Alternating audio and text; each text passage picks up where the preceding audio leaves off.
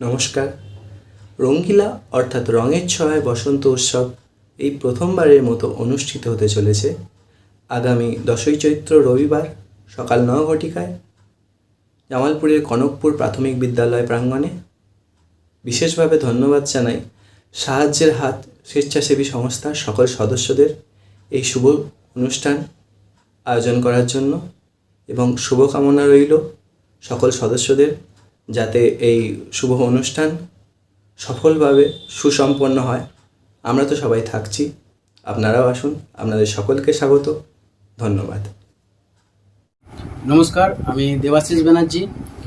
জামালপুরেই প্রথম সাহায্যে হাত স্বেচ্ছাসেবী সংস্থার উদ্যোগে কনকপুর স্কুল প্রাঙ্গণে একটি রঙ্গিলা উৎসবের আয়োজন করেছে 10ই চৈত্র। সেই উৎসবে আমি থাকছি।